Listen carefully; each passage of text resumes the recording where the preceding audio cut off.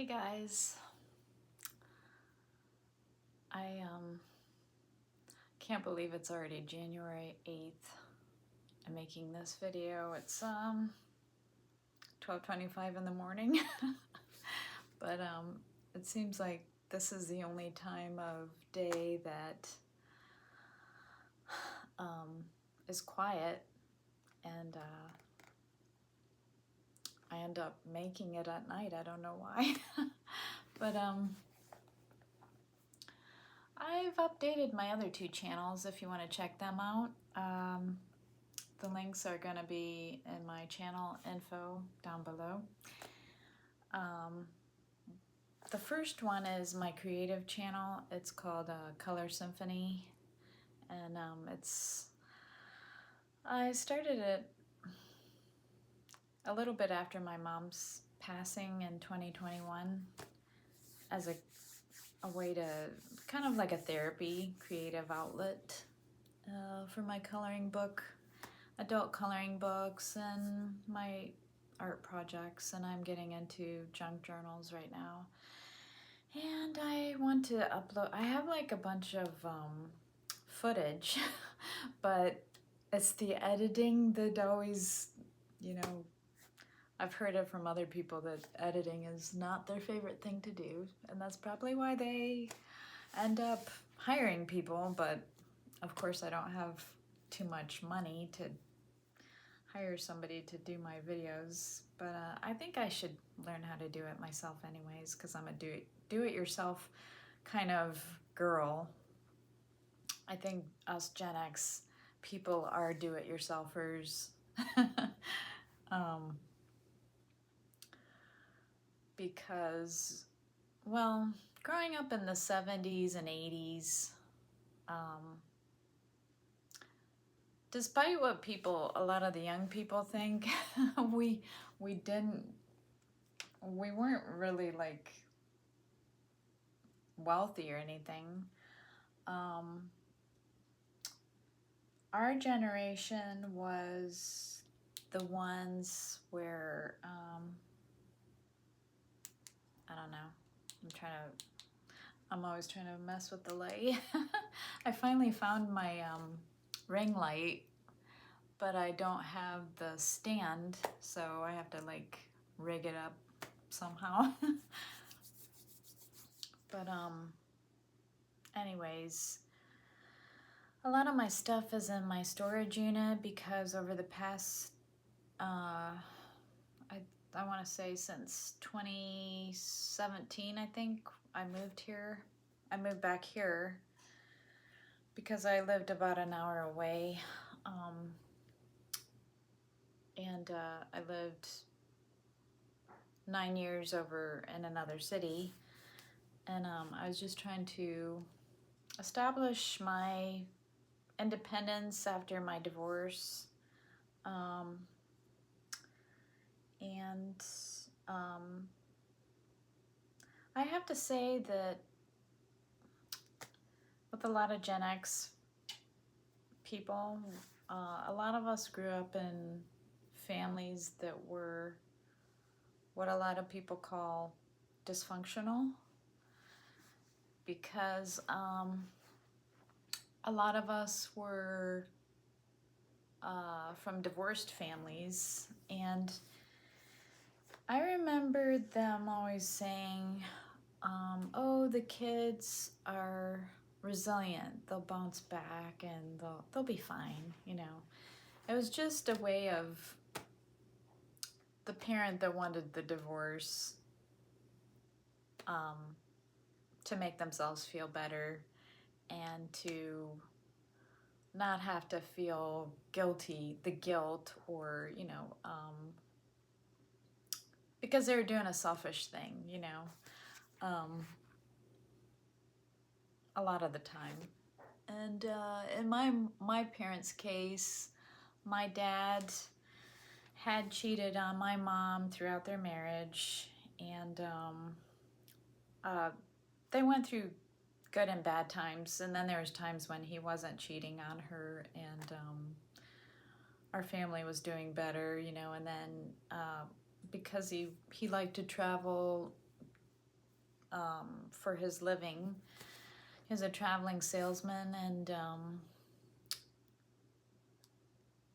so he would meet women, and he met this woman, and he was carrying on with her for, I don't know how long he was carrying on with her, but he had us move all over the place, and then he divorced my mom, and long story short, we moved to Iowa, which is where my folks are from, and we spent 3 years there, and my mom went to college to become a nurse, and those those were really strange years. I didn't quite like it there. I mean, there's things that I liked about it, but then there was things that I didn't like about there, and I was just glad to move where I am now, and I've been here most of my life now. So, oh, my cat is in my kitchen looking out the window. So, anyway, it's been a struggle my whole life to figure out where I am in life, and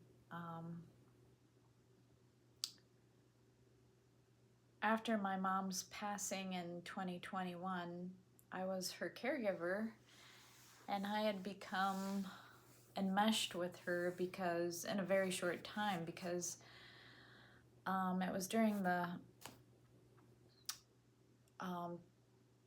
time when we had to, distance ourselves from other people, and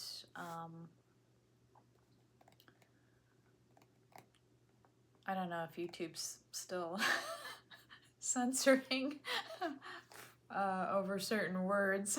So anyway,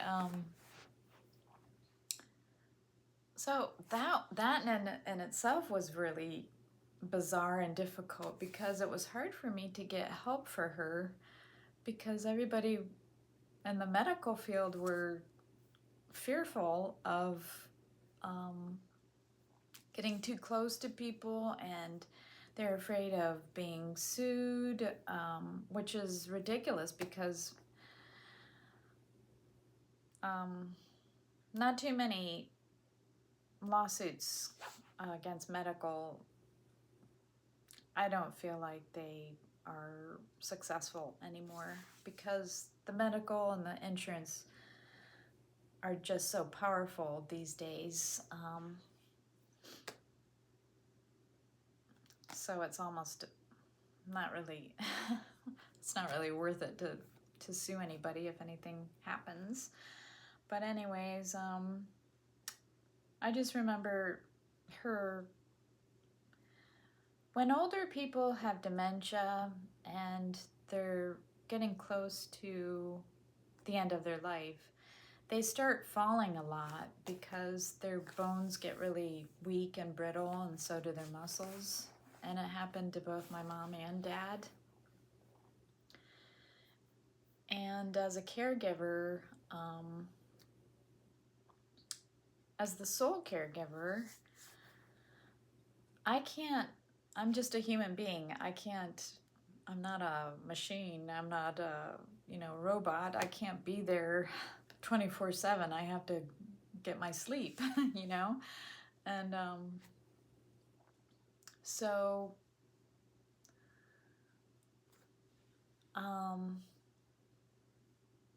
we were having problems with my family.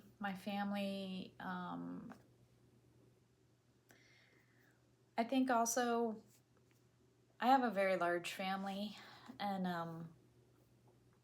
I think when a parent is nearing the end, their children are so in tune with their parent, usually they usually know just intuitively, I guess I want to say. So they start acting strange. And I guess that's pretty normal behavior from what I've read. Excuse me, I need a drink. It's normal human behavior when somebody that you love and are close to and you sense they're going to die, you start behaving oddly, but it's normal because we all grieve in different ways, and we're actually grieving before what's about to happen happens. So in the case of my mom, she had probably had dementia. It was like a slow stage dementia since, I'm not really sure, I want to say at least 10 years before she passed away. Maybe 15, because I remember I was living over in my house in another town and I was talking to her on the phone, and she was saying that she was going through all of her, cards and pictures and things, and she was separating them out because she said that she felt like her memory was going, and I just didn't want to hear it because I've always had a fear of death and like a phobia, I guess you could say, I want to say. But it just made me fearful because I loved her so much, and I just hated even contemplating her passing away. So I just wanted her to stay with me forever.